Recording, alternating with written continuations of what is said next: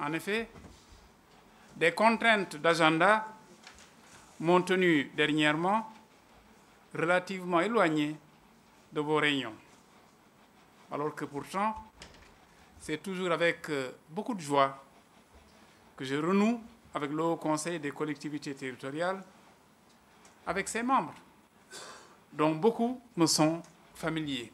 Je me surprenais tout à l'heure à regarder dans cette salle des figures connues que j'ai rencontrées parfois il y a très longtemps, pour dire l'un d'entre eux, dans une autre institution, d'autres à l'Assemblée nationale et certains par ailleurs. Il y a ici autour de nous, Madame la Présidente, des visages connus. De vous-même, j'aurais pu parler, je parle également de la même manière. Pour dire que la touche, tout à l'heure, qui a été ajoutée avec l'évocation de notre ami El Hadj Momar Samb, est une touche humaine poignante, mais qui devrait simplement nous donner comme enseignement la prise de conscience de la réversibilité des rôles. Nous sommes dans un jeu de rôle au service, me semble-t-il, d'un même idéal, la République, notre pays. Nous le servons de manière variée, dans des positions différentes, mais tous, au moins, cela devrait pouvoir nous fédérer et nous réunir. Et ce qui vient d'être dit ici en est, me semble-t-il, une très belle preuve. Je voudrais, Madame la Présidente, dire du Haut Conseil des collectivités territoriales et le dire de manière absolument franche que je vois cette institution comme un creuset, un cadre qui abrite des femmes et des hommes dont les divers et riches profils, exploités judicieusement, peuvent rendre de très grands services à notre pays. Vous n'avez pas la même trajectoire, vous n'avez pas les mêmes cursus, vous n'avez pas les mêmes expériences, mais la mise en commun de cette diversité de profils et de trajectoires peut assurément rendre un très grand service à notre pays. Du reste, Madame la Présidente, il me semble urgent que nous trouvions une bonne formule pour que dans les débats concernant les affaires de la cité, que ce soit les sachants qui soient davantage écoutés. Je ne sais pas si, comme moi, vous écoutez la radio, vous regardez la télé, vous lisez les journaux. Il me semble que s'il y a une urgence dans notre pays, c'est que ce soit les sachants qui prennent un peu plus la parole. Vous êtes dans les collectivités territoriales. Vous savez ce qui s'y passe, ce qui s'y joue. Vous êtes pasteur, agriculteur. Vous savez ce qui se joue dans les champs. Vous êtes pêcheur. Vous êtes enseignant. Vous êtes agent de santé. Vous savez ce qui se passe, mais véritablement. Vous êtes chargé de garantir ou de préserver la sécurité nationale. Il y a des choses dont vous pouvez parler si on vous laisse parler avec autorité. Il n'est pas bon dans un pays que tout le monde pense être spécialiste de tout et de son contraire. Et qu'on parle de choses extrêmement graves avec légèreté. Ça crée de la confusion. Ça prend prise sur les plus jeunes d'entre nous. Et les conséquences ne sont pas toujours bonnes. bu ma sañoon di ko wax jël rek benn mandarga bu mooy joxe comme ñun ñoo fi nekk te saal daa xaw a tëju mën naa am ne du sori waaye ku natt ku yàlla nattu muy def li ñuy def nii yàlla nattu la nga yor benn koñ boo xam ne yaa fay li ñu naan délégué de quartier mbaa boog nga jox la benn gox boo xam ne ñu ne dëkk bii kat yaa ko jiite tudduma sax maire de waxuma député waxuma yeneen dama ne ñooñu bienvenue au bataillon ñu jox la responsabilité yooyu nga war ko sàmm war ko aar war ko iir war ci bàyyi xel jox si sa bopp di nga xam ne jiite imam aka jafe aka jafe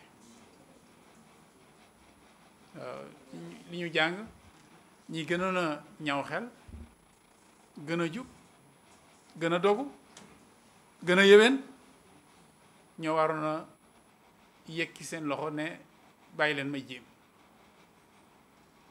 waaye ñooñu ñi ci bari ndax dañuy xam li nekk ci gannaaw koo ci naan jiital da leen naan déet sëñ bi demal si kanam nga gis ñu koy paasante. Ce n'est pas seulement un jeu. Ça traduit une pleine conscience de ce que veut dire la responsabilité, devoir répondre d'eux. Alors, la petite chose que je voulais dire, Madame la Présidente, en baissant la voix, c'est que quelqu'un comme moi est particulièrement ébranlé par la profusion de gens qui disent « Je veux conduire les destinées de cette nation qu'on appelle le Sénégal ». Je ne sais pas si ça vous effraie. Et moi, ça me fait réfléchir et ça m'effraie. Parce qu'il ne faut surtout pas que nous banalisions des choses extrêmement sérieuses, de devoir conduire la destinée de millions de citoyens. Je ne dis pas que les gens n'ont pas le droit, mais je dis que je suis, pour ma part, abasourdi par cette profusion de gens qui disent « je suis candidat A ». Parce que ce n'est pas simple, parce que c'est exigeant. Mais bon, Madame la Présidente, vous avez consacré cette session à la territorialisation de la compétence santé et vous vous êtes demandé quelle stratégie pour une amélioration de la politique sanitaire dans les collectivités territoriales. Les avis concluant votre réflexion ne peuvent à cet égard qu'être de grande importance pour qui prend le temps, par les temps qui courent et au vu de nos modes de vie et des urgences auxquelles nous sommes de plus en plus confrontés, pour qui prend le temps de l'observation fine. Autrement dit, dans un monde de mutation accélérée, dans un univers où de plus en plus les hommes sont dans un entrelacement des plus inextricables, il faut restaurer de la cohérence, trouver des repères à partir desquels la vie commune est articulée. Ces repères, s'ils se veulent pertinents, doivent se situer à certaines échelles, dont celle des territoires. Pas seulement pour des raisons liées à l'histoire, mais aussi et surtout pour la recherche de l'efficacité, celle de la viabilité et de la pérennité. Madame la Présidente, honorables conseillers, Mesdames et Messieurs, les défis auxquels un pays comme le nôtre est confronté ne sont pas que nombreux. Ils sont aussi titanesques. Tant et si bien que quand on les considère dans leur massivité, on peut se poser à bon droit la question de savoir les concernant par où commencer. Nous avons de nombreux défis. Ces défis sont lourds, si lourds qu'ils sont herculéens. Alors question, quand on veut les prendre en charge, par où commencer? Je ne pense pas me tromper en disant que nous pourrions être nombreux à répondre. Commençons par la santé, commençons par l'éducation. Soignons nos corps et nos esprits et nous relèverons tous les défis. Nous viendrons à bout de tous les obstacles. Nous franchirons toutes les barrières. C'est peut-être parce que vous êtes de ceux qui ont cette conviction que vous avez consacré cette session à ce si riche thème.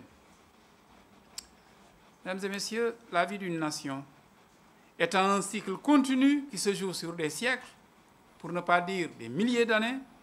Il nous appartient donc, chacun dans sa sphère de compétences et sa séquence temporelle de détention d'une charge publique, de jouer sa partition. Ça aussi, il faut qu'on le dise à nos compatriotes. Pour que ça marche, il faut que chacun d'entre nous, citoyens de ce pays, joue sa partition. Si j'attends tout d'Aminata Mbengue Ndiaye, président du Haut Conseil des collectivités, en pensant qu'on peut me dédouaner, on n'ira nulle part. Pour que je sois, me semble-t-il, à l'aise pour lui faire des remarques par rapport à ce que j'aurais aimé qu'elle améliore, il faut que moi-même je balaye devant ma propre porte. C'est ensemble que nous pourrons réussir. Ce n'est certainement pas les uns contre les autres, encore moins les uns sans les autres. Bien entendu, les besoins en termes d'investissement pour la construction, l'équipement, l'entretien, la réhabilitation, la modernisation des outils de travail, ainsi que pour le recrutement de personnel qualifié et spécialisé, ces besoins sont énormes. dans le même temps, et malheureusement, pour des pays tels que le nôtre, qui aspirent à l'émergence, les ressources sont limitées et les arbitrages dans l'allocation des budgets aux différents secteurs très serrés. Nous avons des moyens limités, nous avons beaucoup de choses à faire, il faut arbitrer.